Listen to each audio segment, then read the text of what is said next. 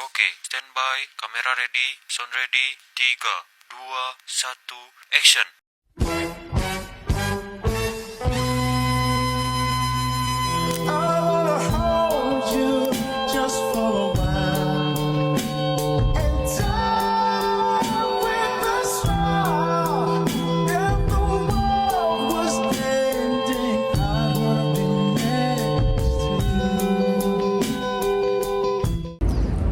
Halo semuanya, kami dari kelompok 5 terdiri dari saya Gita Aulia bersama dua rekan saya. Saya Lismayani.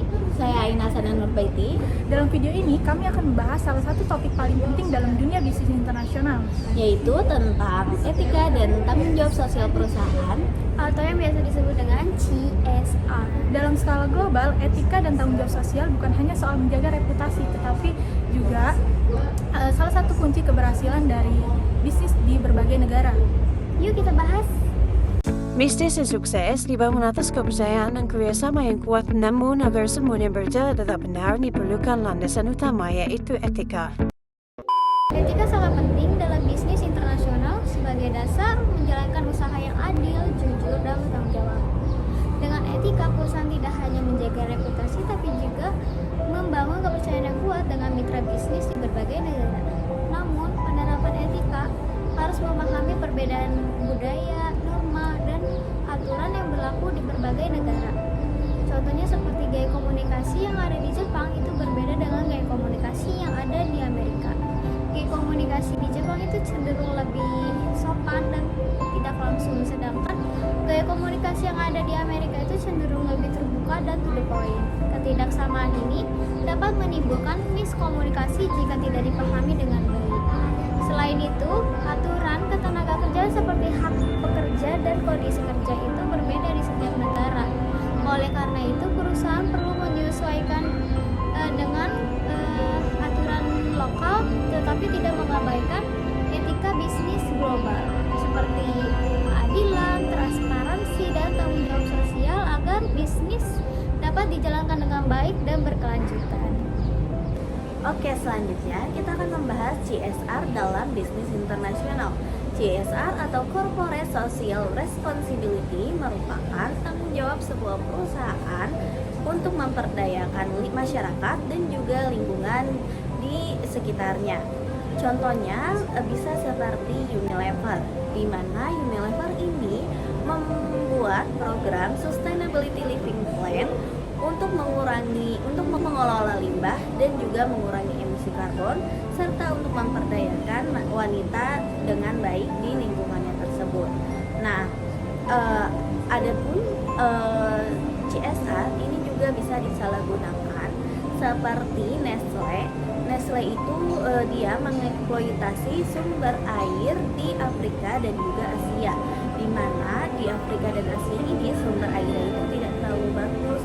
Maka dari itu masyarakat itu mengkritik Nestle untuk merubah program CSR ini agar lebih baik lagi. Nah, maka dari itu nih, untuk perusahaan yang ingin membangun CSR itu harus diperhatikan dulu kebutuhan dan juga keinginan dari masyarakat serta juga lingkungannya, agar tidak dapat merugikan masyarakat serta juga lingkungannya.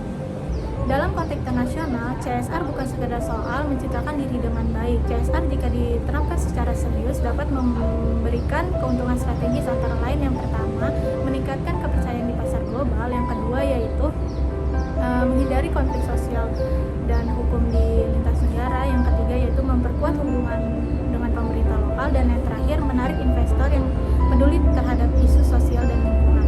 Sebagai contoh, Starbucks dikenal mendukung petani kopi lokal di berbagai negara melalui sistem perdagangan yang adil. Contoh negaranya seperti Amerika Latin, Afrika, hingga Asia Tenggara. Langkah yang diambil Starbucks ini berhasil dengan meningkatkan loyalitas pelanggan dan juga memperkuat merek mereka secara global. Nah, CSR secara global itu juga tidak mudah dilakukan karena ada berbagai macam tantangan seperti kebijakan negara dan juga regulasi negara yang berbeda, terus etika di setiap negara ini juga berbeda. Terus bisa terjadi adanya tuduhan greenwashing atau melakukan program CSR ketimpangan antara ekonomi di negara kantor pusat dan juga negara kantor cabang. Maka dari itu, perusahaan harus melakukan standar etika yang baik dengan menyesuaikan kebijakan di negara lokal tersebut, dan terus juga perusahaan harus menyertakan masyarakat lokal dalam membuat kebijakan CSR agar tepat guna. Terus juga perusahaan harus berkomitmen nih terhadap CSR yang dilakukannya, bukan hanya untuk sekedar strategi pemasaran semata. Jadi dalam bisnis internasional, etika dan tanggung jawab sosial perusahaan atau CSR itu tidak hanya sebagai kewajiban moral, tapi juga sebagai strategi penting agar perusahaan dapat bertahan dan mendapatkan kepercayaan di berbagai negara. Perusahaan yang menerapkan etika akan memperoleh banyak manfaat seperti mendapatkan rasa hormat, mendapatkan kepercayaan dari konsumen di seluruh dunia, mendapatkan dukungan dan penghargaan dari pemerintah setempat, dan mampu mempertahankan reputasi baik dalam jangka panjang meskipun perusahaan tersebut beroperasi di berbagai negara dengan budaya yang berbeda. Kesimpulannya yaitu perusahaan internasional yang ingin meraih kesuksesan harus mampu mengintegrasikan nilai-nilai etika dan prinsip CSR ke dalam strategi bisnis mereka. Tujuannya bukan hanya untuk meraih keuntungan, tetapi juga untuk membangun usaha lebih adil, berkelanjutan, dan berorientasi pada nilai-nilai kemanusiaan. Kami dari kelompok 5 terdiri dari saya Nita Aulia bersama dua rekan saya Lismayani, Saya Aina Sana Nurbaiti. ingin mengucapkan terima kasih sudah menonton video kami. Sampai jumpa dan semoga bermanfaat bagi kita semua. Bye-bye.